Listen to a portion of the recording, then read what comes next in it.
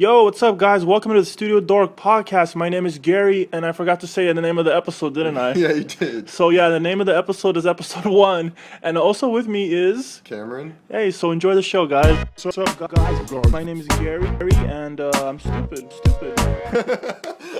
That's so funny. We run a website called StudioDork.com. Yeah, that sounds like a good idea. Try to start off by just introducing yourself. My name is Gary.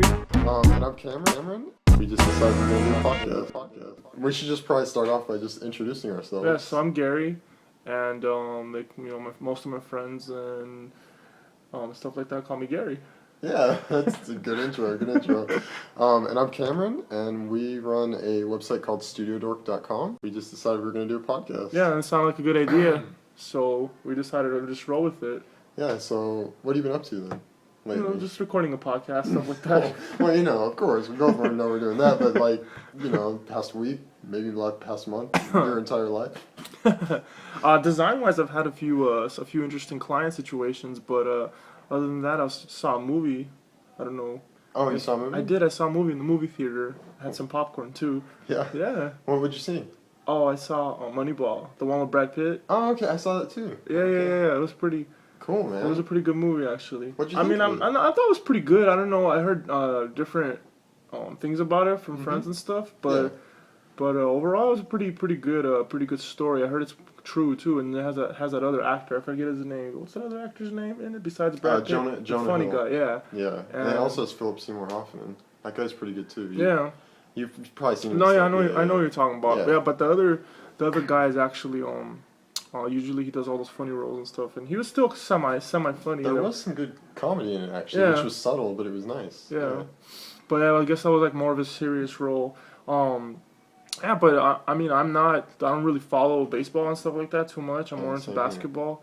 But the story it was a pretty good story. I liked it.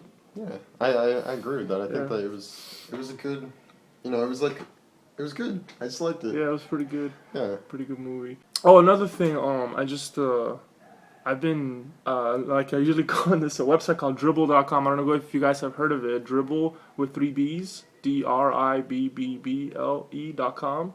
And that's a lot of really inspirational things on there. A lot of really good creative designers on there. Just check that out. But recently, I got drafted on there, so I was excited about that. Yeah, we both did. Yeah, right? yeah. And also, we're able to post some stuff on there and get some critiques, get some feedback from the professional community. And it's just a pretty good environment in there. Yeah, it's a good environment. It's just like creates a snapshot of you basically create a snapshot of what you're working on, and then you post it up there, and then there's a huge community, and so we both posted something on there, and when we posted something on there, there's like a debut thing, so when we debuted, we both kind of got a ton of hits on what we were working on, and it was the most hits either of us have ever really gotten on something. It was really cool. It was a good experience. The interesting thing about that is, like, usually you show your piece to somebody or something that you're working on, you get like 1 or 2 or 3 or maybe 4 people looking at it, but there, boop, you get 500 or 1,000 views right away. Especially when you debut like that, you get a bunch of people looking at your stuff. So that's really cool. That's a cool feeling, just having that many eyes on something that you created. Yeah. Looking at something. And also, another smart thing about that side is that a lot of times when you're working on stuff, whether it's like for a company or in a freelancing situation, normally you can't really show too many things, it's still like in beta or whatever, it's still being produced, so you can't really show like the logo or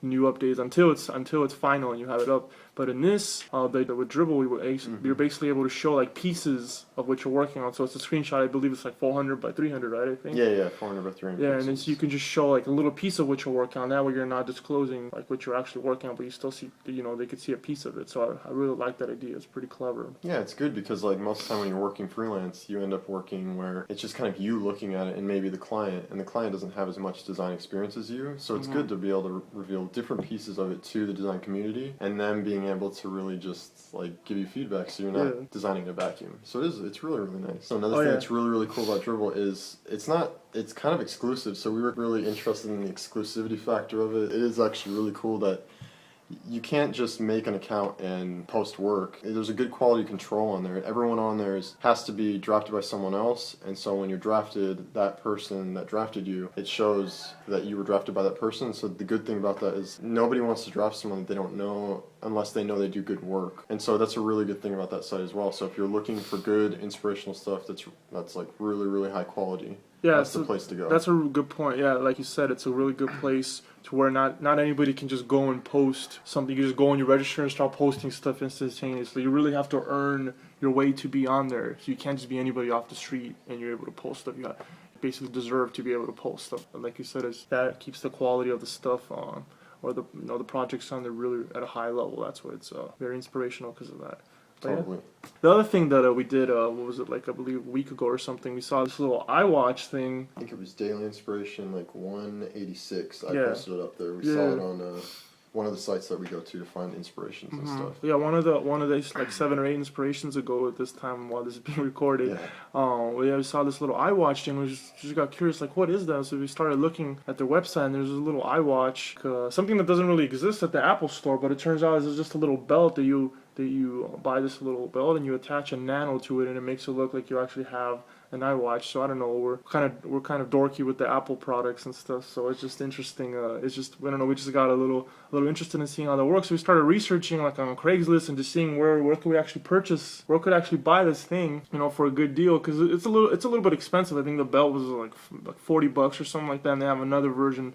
That's 80. That's $80. So I was like, wow, it's pretty expensive, but it's just so cool. Yeah, the company is actually called LunaTik, and it's designed by this guy that used to design watches for Nike. And then he decided he just wanted to make a better use for an Apple product. And it's really, really interesting. It basically just turns your nano into a watch. It's really, really cool. So I was searching on Craigslist, like, hey, how can I go? Maybe I can find this thing used or something, or get a good deal on it or something like that. So I was able to find a few people on there and texted them or whatever and sent them emails, and I got some responses back. But then Cameron actually looked that up on Apple.com, and it turned out that Apple actually carries these products in their Apple Store. I just never noticed that. Yeah, it was pretty awesome. So we just went to the Apple Store basically and decided to they let you try it out or whatever for 2 weeks. So I ended up not liking it. I could just always return it. So I've had it for about a week, and it's pretty cool. It's pretty cool. I just like sometimes maybe like in the gym, when I'm working out, I don't want to scratch it into some of the equipment. That's the only thing. But it's pretty convenient. You can listen to the radio on, and it's pretty much like looks like a mini iPhone on your watch, basically a nano. Yeah. Do you know if they make a cover for it, like you know how they use the plastic covers from like I'm not sure and stuff? They might make one. Yeah, that would make sense for something like that to exist. I don't know how much you'd want that though. It's kind of up to you because it gives it a different feel, Right. But I mean, it's a really cool product. And the funny thing is when we first saw it, we thought it was so brand new that we were like, we're gonna go get it. We're gonna do all this cool stuff with it. And then we made a box opening video for it, and it just wasn't. And we were gonna do a review on it, but it didn't really work out because we started doing a little more research, and there were a ton of reviews on it. It's actually been out since January, I believe. Yes. But yeah, it was a cool experience though to like go and like get it, and we were super excited about it. So yeah, like like you said, we're gonna do that. We were gonna basically record. We did record it. And Cameron started editing the stuff already, and then did a little more research, and turned out that there was a bunch of people already unboxing it. We thought it would have been like such a unique thing, like, oh cool, we're gonna do this thing, and no one's done it, but it's been done already. Yeah, but it's cool too because it kind of ties into like you just recently saw Objectified, right? Right. Yeah, and so we watched that earlier today, and I had seen it before, and I had mentioned it to you, and it kind of plays into that. Like Apple makes their product just really sleek and kind of made to last a long time, and using as least amount of design as possible, which makes so much sense. Yeah, simplicity. Exactly. Is what makes design good. So yeah, I mean, what did you think of Objectified? It was pretty interesting. There's a lot of different genres of design. As far as there was like some stuff for cars and other things like that. They talked about some Apple products. I know you like that.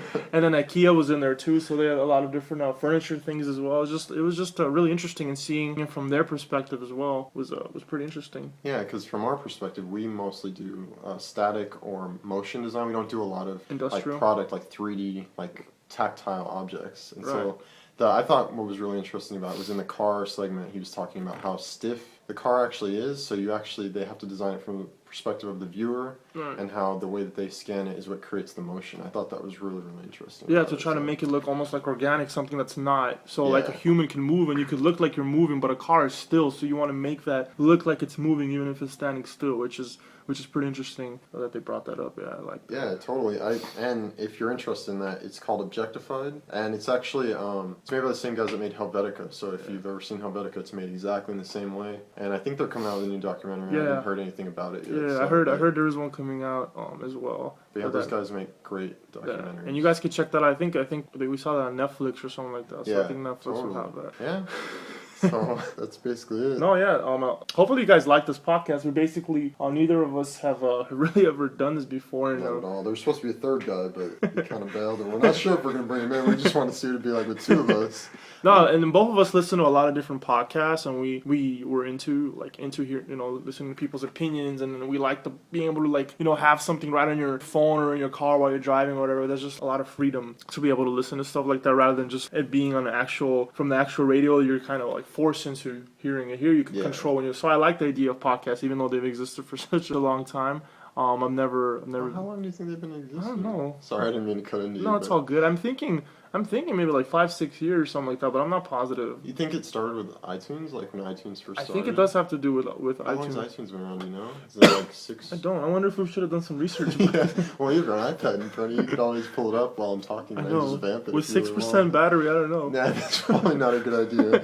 But yeah, I mean, I first started listening to podcasts in 2007. Do you And know I when you started did? like 2006. And I started it off with a show called Freelance Switch. That was the one I started. So you went a little more professional. I went with Smodcast, a little less professional. That one's no, but there's professional, unprofessional, whatever. No, just I like know. to just to listen to stuff. It's all good. There's different genres of things. Like I was saying, neither of us have ever really recorded. I don't even know if I have a good radio voice or whatever, but It's going pretty good right now. I think you got it, dude. I think it's interesting. Nice, actually. nice. It's working. So yeah, so we'll probably if this works out, hopefully we can bring some more information to you guys, some more dorky facts and our own opinions about stuff and different things that are going on. So just let us know, guys, what you guys think about this, and also if you guys can rate us. I think they're able to rate us, like on iTunes with the little stars and stuff. Right? Yeah, if this makes it up on iTunes, it should hopefully. Does iTunes make decisions like, hey, this one's good enough? No, this one's not, or how does that work? No, I think you submit it and then they go through quality control just to kind of make sure that it is really a show about what you're submitting it for, and then I think it takes a couple days or like a week probably. So, but for us, let's just say it's gonna take 2 weeks, just because we don't know. We haven't even cut it, so we don't know what's gonna happen yet. So, but yeah, if and when it's on. Let's just say when. I wonder if we even hit the record button before starting this. I hope we did. Yeah, I hope so too. It's okay, dude.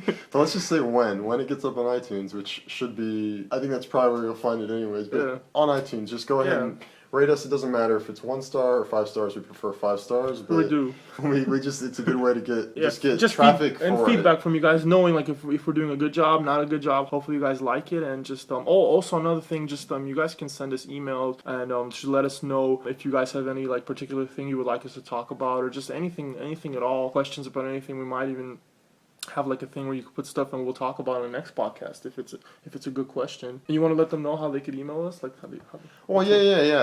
I mean, anything. Well, if you have any questions or any suggestions for anything at all, you can get us at Twitter at twitter.com/StudioDork, or you can get us on Facebook at facebook.com/StudioDork. And then we also have a contact section on our site that'll email us directly, and just.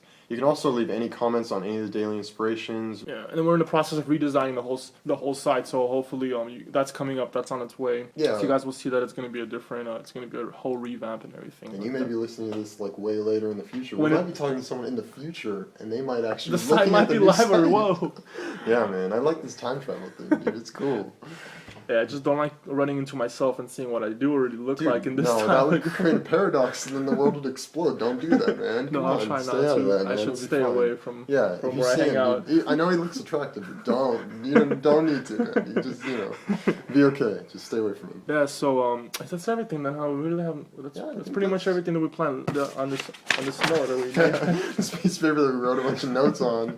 But yeah, that's basically it. And just check out the site. Alright guys, have a good one. Thanks for listening to us, and stay dorky.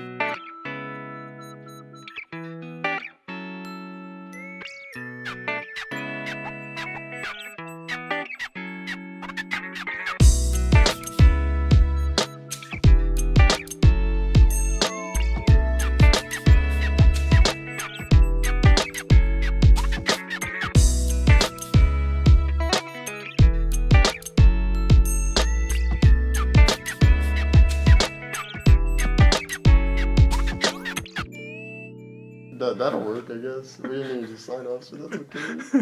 Like, sign-offs doesn't like, I'm Gary, Cameron, and you can catch me here or whatever.